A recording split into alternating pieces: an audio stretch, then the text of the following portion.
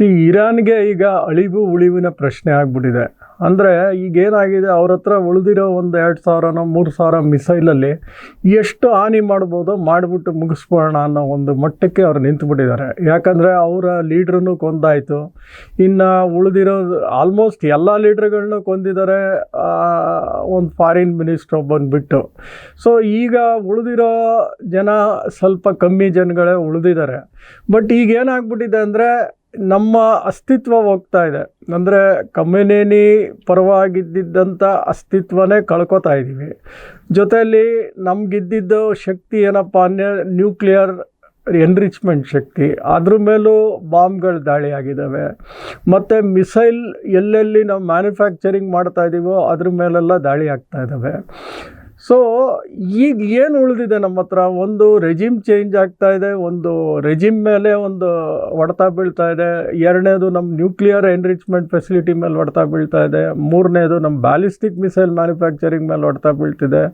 ಇಲ್ಲಿ ನಮ್ಮ ಅಸ್ತಿತ್ವ ಇನ್ನೇನು ಉಳಿದಿದೆ? ಇನ್ನು ಉಳಿದಿರೋ ಅಷ್ಟು ಮಿಸೈಲ್ಸು ಡ್ರೋನ್ಸ್ಗಳಲ್ಲಿ ಎಷ್ಟು ಡ್ಯಾಮೇಜ್ ಮಾಡ್ಬೋದು ನಮ್ಮ ಸುತ್ತಮುತ್ತಲು ದೇಶಗಳನ್ನ ಯಾಕೆ ಡ್ಯಾಮೇಜ್ ಮಾಡಬೇಕು ಅಂತ ಅವ್ರ ಮನಸ್ಸಿಗೆ ಬಂದಿದೆ ಅಂದರೆ, ಇವರೆಲ್ಲ ಅಮೇರಿಕ ಬೇಸ್ ರಚನೆ ಮಾಡೋಕ್ಕೆ ಜಾಗ ಕೊಟ್ಟಿದ್ದಾರೆ. ನೋಡಿ, ಈಗ ಅಬುಧಾಬಿ, ಇದು UAE ಆಗಿರ್ಬೋದು, ಸೌದಿ ಆಗಿರ್ಬೋದು, ಕುವೈಟ್ ಆಗಿರ್ಬೋದು, ಬ್ಯಾರಿನ್ ಆಗಿರ್ಬೋದು, ಎಲ್ಲ ಕಡೆನೂ ಮಿಲ್ಟ್ರಿ ಬೇಸ್ ಇದೆ, ಅಮೇರಿಕನ್ ಮಿಲ್ಟ್ರಿ ಬೇಸು, ಕತಾರ್ ಆಗಿರ್ಬೋದು. ಸೊ ಆ ದೇಶಗಳ ಮೇಲೆ ದಾಳಿ ಮಾಡೋಕ್ಕೆ ಶುರು ಮಾಡಿದ್ದಾರೆ. ಅಂದರೆ ಆ ದೇಶಗಳ ಮೇಲೆ ಯಾಕೆ ದಾಳಿ ಮಾಡ್ತಿದ್ದಾರೆ ಅಂದರೆ, ಅಲ್ಲಿ ಅಮೇರಿಕಾಗೆ ನೀವು ಒಂದು ನೆಲೆ ಕೊಟ್ಟಿದ್ದೀರಾ, ಫಸ್ಟು ಆ ನೆಲೆ ಮೇಲೆ ದಾಳಿ ಮಾಡಿ ಇವರೇನಾರು ಮುಂದೆ ಬರ್ತಾರೆ, ಮಾತುಕತೆಗೆ ಮುಂದೆ ಬಂದು ಒಂದು ನಿಲ್ಲಿಸ್ತಾರೆ ಅನ್ನೋ ಒಂದು ಗ್ಯಾರಂಟಿ ಒಂದು ಇದ್ರ ಮೇಲೆ ಮಾಡಿದ್ರು. ಅದಾಗಲಿಲ್ಲ. ನೆಕ್ಸ್ಟ್ ಏನು ಮಾಡಿದ್ರು? ದುಬೈ ಮೇಲೆ ಜಾಸ್ತಿ ದಾಳಿ ಮಾಡೋಕ್ಕೆ ಶುರು ಮಾಡಿದ್ರು. ಯಾಕೆ ದಾಳಿ ಮಾಡೋಕ್ಕೆ ಶುರು ಮಾಡಿದ್ರು ಅಂದರೆ, ದುಬೈಗೆ ಪ್ರಪಂಚಕ್ಕೆ ಗೊತ್ತಿರೋದು ಅದೊಂದು ಸೇಫೆಸ್ಟ್ ಹೆವನ್ ಅಂತ. ಸೊ ಈಗೇನು ಮಾಡಿದ್ರು, ಅಲ್ಲಿ ಕಮರ್ಷಿಯಲ್ ದಾಳಿ ಮಾಡೋಕ್ಕೆ ಶುರು ಮಾಡಿದ್ರು. ಅಂದರೆ ಬುರ್ಜ್ ಖಲೀಫಾ ಹತ್ರ, ಆಮೇಲೆ ಆ 5 ಸ್ಟಾರ್ ಹೋಟ್ಲು, ಎಲ್ಲೆಲ್ಲಿ ಹೊಡೆದ್ರೆ ಜನಕ್ಕೆ ಒಂದು ಆ ಕಮರ್ಷಿಯಲಿ ಇಟ್ಟಾದಾಗ ಎಕನಾಮಿ ಪ್ರಾಬ್ಲಮ್ ಬರುತ್ತೆ ಅನ್ನೋ ಜಾಗಗಳನ್ನೇ ಆಯ್ಕೆ ಮಾಡಿದ್ರು. Full airport ನಿಲ್ಲಿಸಿದ್ರು.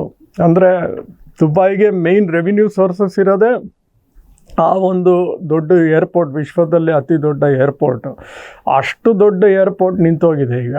ಸೊ ಈ ಥರ ಎಕನಾಮಿಕಲಿ ಸಂದೇಶ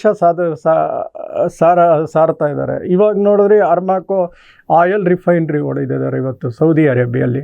ಸೊ ಅಲ್ಲಿಂದ 5.5 ಮಿಲಿಯನ್ ಬ್ಯಾರಲ್ಸ್ ಪರ್ ಡೇ ಹೋಗ್ತಾ ಇದೆ. ಹತ್ತತ್ರ ಜಗತ್ತಿನ 7% ಆಯಿಲ್ ಸೌದಿ ಅರೇಬಿಯಾಗೆ ಅದೇ ದೊಡ್ಡ ಉತ್ಪಾದನೆ ಮಾಡೋವಂಥ ಜಾಗ. ಅಲ್ಲಿ ಹೊಡೆದಿದ್ದಾರೆ. ಅಂದರೆ ಅಲ್ಲಿ ಕಂಪ್ಲೀಟ್ ಫೆಸಿಲಿಟಿ ಹೊಡೆದಿಲ್ಲ, ಒಂದು ಪೋರ್ಷನ್ ಹೊಡೆದಿದ್ದಾರೆ. ಸೊ ಈ ಥರ ಹೊಡೆದ್ರೆ ಏನಂದರೆ, ಎಕನಾಮಿಕಲಿ ಆ ದೇಶಗಳಿಗೆ ಹೊಡಿತಾ ಇದ್ದಾರೆ. ಈಗ ಎಕನಾಮಿಕ್ ಹೊಡೆತ ಬಿದ್ದಾಗ ಅಟ್ಲೀಸ್ಟ್ ಆ ದೇಶಗಳ ಮುಂದೆ ಬಂದು ಯುದ್ಧ ನಿಲ್ಲಿಸಿ ಅಲ್ಲಿ ಏನೋ ಒಂದು ಮಾತುಕತೆ ಮೂಲಕ ಬಗೆಹರಿಸೋಣ ಅಂತ ಒಂದು ಏನಾರು ಮುಂದೆ ಬರ್ತಾರ ಅಂತ ನೋಡ್ತಾ ಇದ್ದಾರೆ. ಬಟ್ ಇದು ಎಷ್ಟರ ಮಟ್ಟಿಗೆ ಇದು ಸಕ್ಸಸ್ ಆಗುತ್ತೆ ಅಂತ ಗೊತ್ತಿಲ್ಲ. ಪ್ರಾಬಬ್ಲಿ ಇವರೆಲ್ಲ ಈಗ ಏನಾಗಿದೆ, ಇವರು ದಾಳಿ ಮಾಡಿದ್ರಿಂದ ಏನಾಗಿದೆ ಅಂದರೆ, ಈ GCC ಗಲ್ಫ್ ಕೌನ್ಸಿಲ್ ಎಲ್ಲ ಸೇರಿಕೊಂಡು ಇವರು ಅಮೇರಿಕಾಗೆ ಸಪೋರ್ಟಿಗೆ ಬಂದಿದ್ದಾರೆ. ಸೊ ಹೊತ್ತು ಈ ಒಂದು ಮಾತುಕತೆ ಮೂಲಕ ಪರಿಹರಿಸೋಣ ಅನ್ನೋ ಒಂದು ಮನಸ್ಥಿತಿಗೆ ಅವರು ಬರ್ತಾ ಇಲ್ಲ. ಜೊತೆಲಿ ಏನಾಯಿತು, ಅಬುಧಾಬಿಲಿರೋ ಒಂದು ಮಿಲ್ಟ್ರಿ ಬೇಸು ಫ್ರೆಂಚ್ ಅವ್ರದ್ದು, ಅದನ್ನು ನೋಡಿದ್ರು. ಸೊ ಈಗ ಫ್ರಾನ್ಸ್ ಸೇರ್ಕೋತು. ಆಮೇಲೆ ಸಿಪ್ರಸ್ಸಲ್ಲಿ ಬ್ರಿಟಿಷ್ RAF ಅಂತ ಇದೆ, ಆ ಮಿಲ್ಟ್ರಿ ಬೇಸು ರಾಯಲ್ ಏರ್ಫೋರ್ಸ್ದು, ಅದು ನೋಡಿದ್ದಾರೆ. ಸೊ ಈಗ ಬ್ರಿಟಿಷ್ ಅವ್ರು ಸೇರ್ಕೊಂಡಿದ್ದಾರೆ, ಜರ್ಮನಿ ಅವ್ರು ಸೇರ್ಕೊಂಡಿದ್ದಾರೆ.